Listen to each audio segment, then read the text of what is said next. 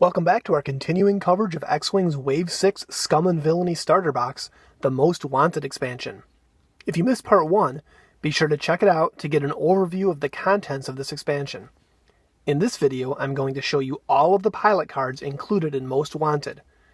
These will include pilots for the Z95 Headhunter, Firespray 31, Y-Wing, and HWK 290. Before I start, I want to point out that the maneuver dials, action bar, and stats on these ships are identical to the ones we've seen before on the Rebel and Imperial factions. I'm not going to cover that information again, so if you want to learn more about a particular ship, I recommend watching our other videos. However, the Scum pilots do tend to have different upgrade options, most notably the new illicit and salvaged astromech upgrades, so I will be pointing those out as I talk about each pilot.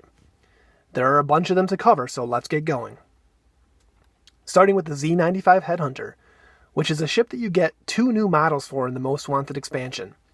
They're both painted in Black Sun colors, but as you'll see, there's only one pilot that matches that paint job, which really makes me wonder if we'll be seeing additional Scum and Villainy Z95 expansions in the future.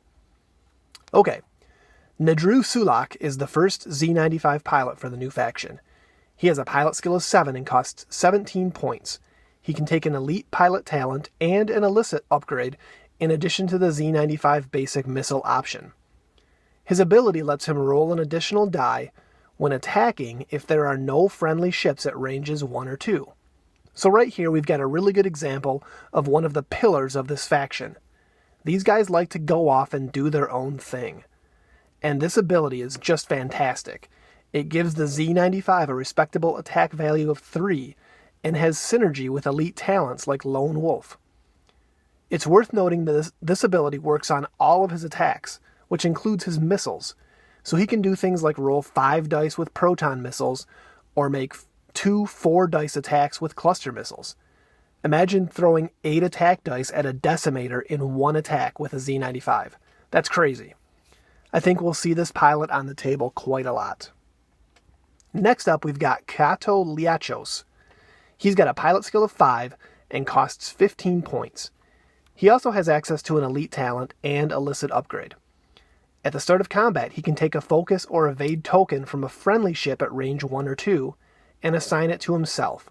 So these guys, they only care about themselves. This is an interesting ability, but since you're taking focus from a friendly ship, it's not really gaining an action as much as reassigning one. However, there is an HWK pilot coming up who has good synergy with this guy. Next we have the non-unique Black Sun Soldier. He has a pilot skill of 3 and costs 13 points. What's interesting here is that this guy can take an illicit upgrade. Compare him with the Tala Squadron pilot on the Rebel side. For the same cost, you're trading 1 pilot skill for the option to take illicit upgrades, which makes the Black Sun Soldier more customizable. You get 2 copies of this pilot. Similarly, the Benari Pirate, with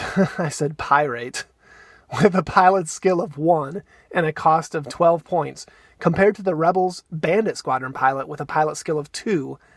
But again, the Benari Pirate, I can't say those two together. Benari Pirate, there we go, gets access to the illicit slot, which is only going to grow and bring new options over time for this faction. This pilot also gives the Scum and Villainy faction access to the same 8-ship swarm builds that both Imperials and Rebels can field. You get 2 copies of this pilot. Okay, let's move on to what I consider to be one of the superstars of this faction.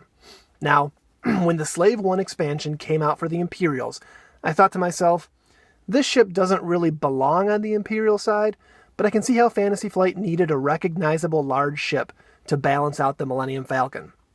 However, now that we've got Scum and Villainy, the Firespray 31 has transitioned to its rightful place in the galaxy, and it's brought its most famous pilot along with it. Boba Fett has a pilot skill of 8 and costs 39 points. He has all of the same upgrade options that he had on the Imperial side, plus he can take an illicit upgrade. Imperial Boba Fett has a sort of mundane ability that lets him bank either way when he reveals his maneuver.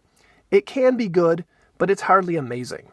Scum Boba, though, is angry. He wants to get right up close and just open fire, and he wants to make it count.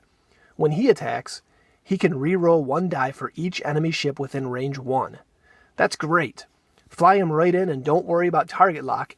It's built in if you've got enough enemies around. This is really good, and for the same cost as Imperial Boba Fett, you've got a better ability plus an illicit slot. It's like the designers never expect anyone to play Imperial Boba Fett again. Next up, we've got another formal Imperial fire spray pilot joining the ranks for Scum and Villainy.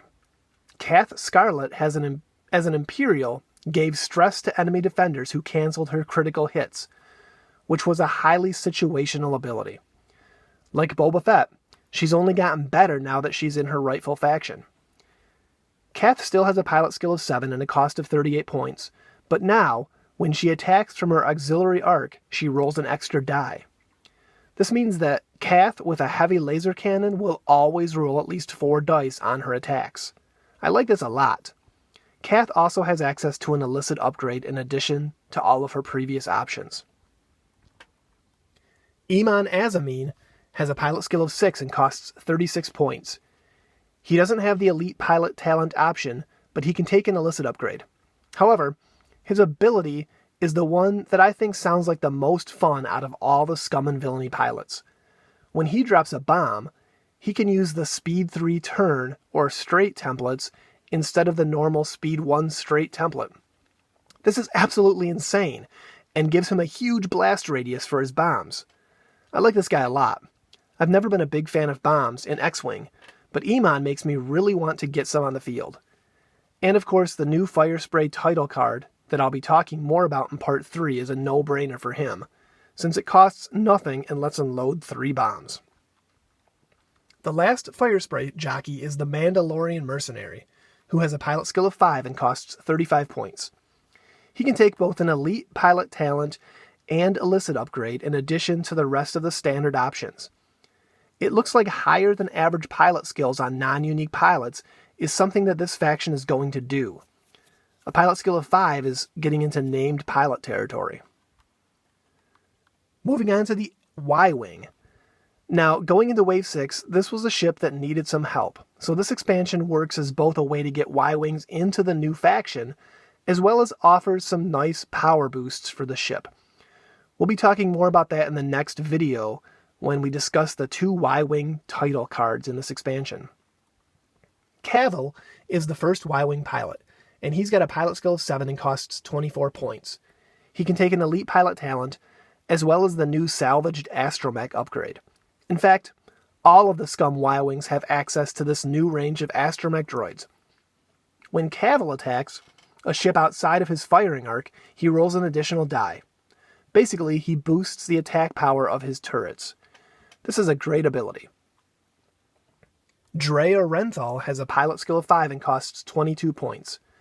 When she spends a target lock, she can receive a stress token to acquire a target lock. That's interesting, and it's got synergy with one of the new Y-Wing titles that lets the ship attack twice in the same turn. You get 2 copies of Hired Gun, a non-unique pilot with a skill of 4, and a cost of 20. Syndicate Thug has a skill of 2 and costs 18 points. You get 2 copies of this non-unique pilot in this expansion. The HWK-290 was formerly seen as a Rebel support ship, with pilots that boosted the abilities of their squad mates. On the Scum and Villainy side, we see the same ship with pilots with abilities that weaken their enemies. First up is Dace Bonearm, who has a pilot skill of 7 and costs 23 points. He can take both an elite pilot skill and an illicit upgrade, in addition to the standard turret and crew slots. When an enemy ship at ranges 1 or 2 or 3 receives an ion token, Dace can receive a stress token to cause that ship to suffer 1 damage. His ability doesn't work if he already has stress. This seems really good, almost like a weaker version of the Darth Vader crew upgrade. And of course it has good synergy with ion turrets, which this faction can put to good use on both the Hawks and Y-Wings. This is an automatic effect, not an attack, and ion weapons deal 1 damage on a hit, so with Dace around, you'll do 2 damage plus give an ion token to a target. That's really good. Paleb Godali has a pilot skill of 5 and costs 20 points. At the start of combat, he can remove a focus or evade token from an enemy ship at ranges 1 to 2 and assign it to himself. So this is the pilot who has synergy with Kato Liachos, who can then grab that focus or evade for himself. It's a pretty cool combo, more for the token denial of the opponent. Taking evade tokens off of tie interceptors will be fun. He also has access to both elite pilot and illicit upgrades. Torkoal Mux has a pilot skill of 3 and costs 19 points. At the end of the activation phase, he can choose an enemy ship at ranges 1 to 2 and reduce that ship's pilot skill to 0 until the end of the combat phase. This feels like a hard counter to tie Phantoms. A decloaked Phantom with a pilot skill of 0 is a sitting duck, especially since Torkoal will likely be packing a turret of some kind. This guy's going to shake things up quite a lot. Suddenly, Han Solo with veteran instinct isn't guaranteed to shoot first, and Whisper is going to be giving you a wide berth. Torkoal with a turret and a turreted Y-Wing nearby will give Phantoms nightmares. And finally, the single non-unique Hawk pilot in this expansion is the Spice Runner, with a pilot skill of 1 and a cost of 16 points. He can take an illicit upgrade. This guy is basically a cheap platform for a turret, and not much else. Okay, there's all the pilots included in the Most Wanted expansion. There are definitely quite a few really good options in here. Frankly, I'm amazed just to have some great Y-Wing pilots not named Dutch in the game. But really, each of the 4 ships covered here has at least one really fantastic pilot, and most of them have more than one. Stay tuned for part 3 of our Most Wanted coverage, which will cover all of the upgrade cards in this expansion. Thanks for watching, and see you next time.